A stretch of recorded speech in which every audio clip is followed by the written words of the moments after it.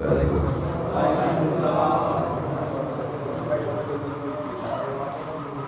সামনে আসলে একটু খুশি হইতাম আর কি। আসে লোক তো এমনিই কম। আলহামদুলিল্লাহ আলহামদুলিল্লাহিল্লাযী খালাকাল ইনসান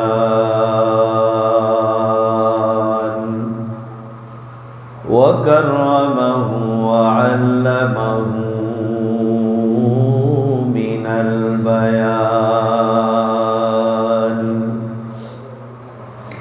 মিনাল বায়ান মা লাম ইয়া'লাম ফাসুবহানাল্লাযী লা ইহসা ইমতিনানুহু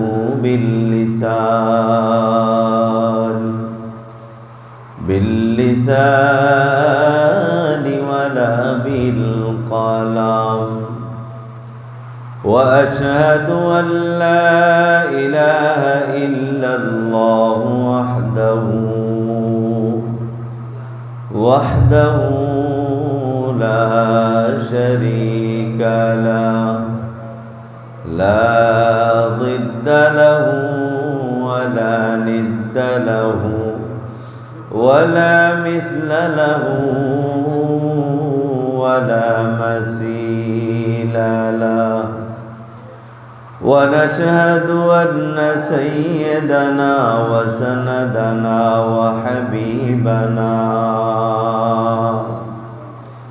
وحبيب ربنا وطبيبنا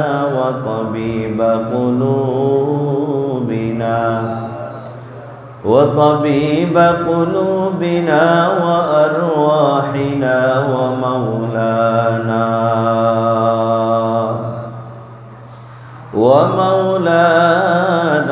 وأولانا محمدا عبد الله ورسوله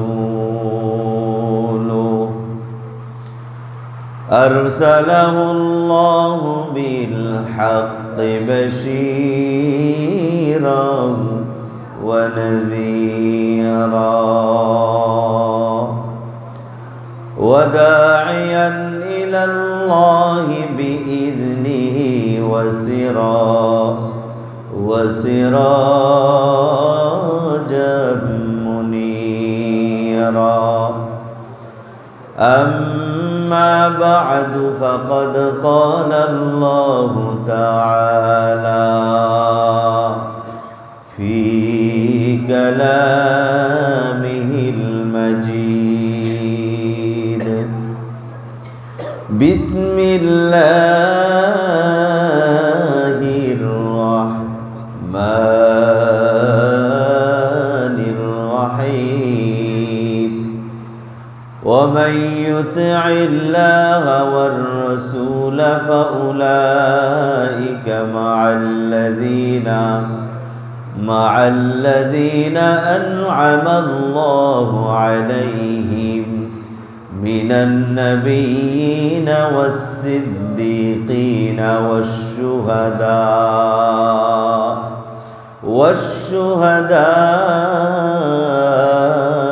والصالحين وحسن أولئك رفيقا صدق الله العظيم. وقال صاحب القرآن عليه الصلاة والسلام من أطاعني دخل الجنة ومن عصاني فقد أبى أو كما قال النبي عليه الصلاة والسلام.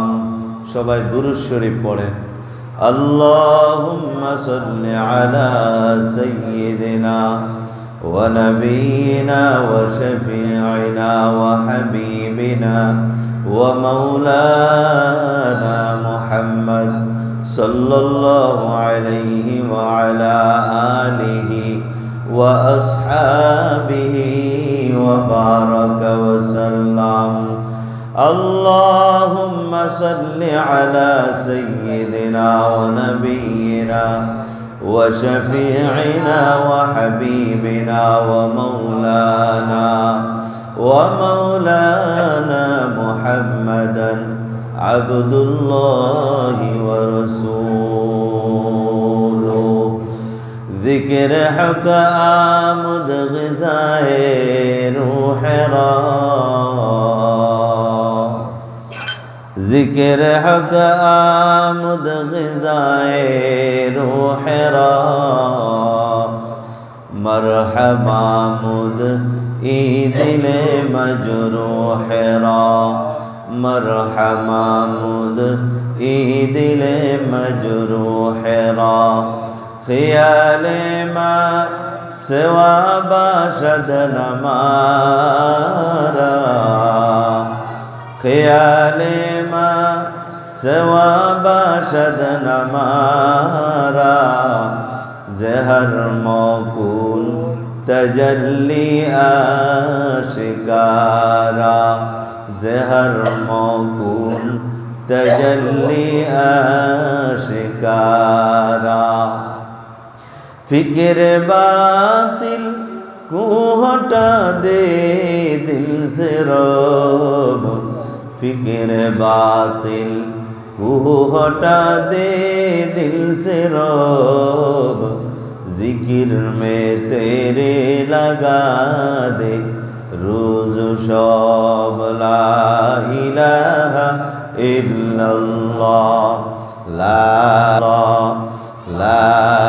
الہ الا اللہ لا الہ الا اللہ لا الہ الا اللہ محمد رسول اللہ صلی اللہ رب اشرح لي صدري ويسر لي أمري واحلل عقدة من لساني يفقهوا قولي سبحانك لا علم لنا إلا ما علمتنا إنك أنت العليم الحكيم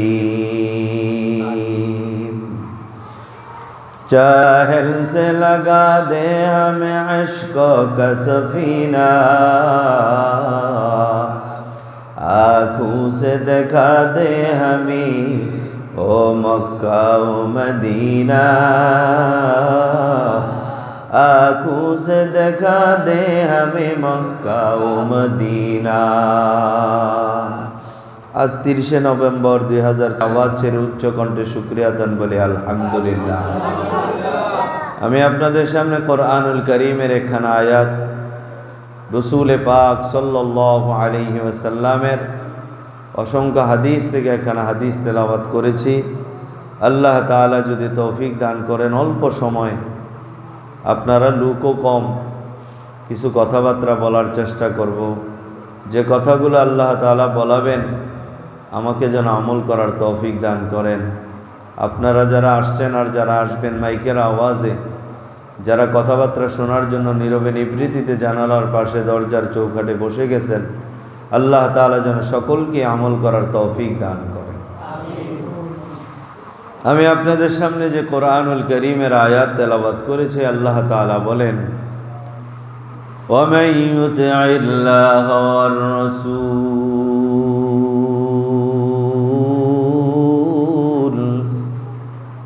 আল্লাহ তাআলা বলেন যারা নাকি আল্লাহ এবং আল্লাহর রাসূলের আনুগত্য করবে وَمَن يُطِعِ اللَّهَ وَالرَّسُولَ যারা আল্লাহ এবং আল্লাহর রাসূলের আনুগত্য করবে فَأُولَئِكَ مَعَ الَّذِينَ أَنْعَمَ اللَّهُ عَلَيْهِمْ এরা হাসরের ময়দানে জান্নাতে ওই সমস্ত লোকদের সঙ্গে থাকবে যাদের উপরে আল্লাহ তাআলা তার পরিপূর্ণ নেয়ামত নাজিল করেছিলেন।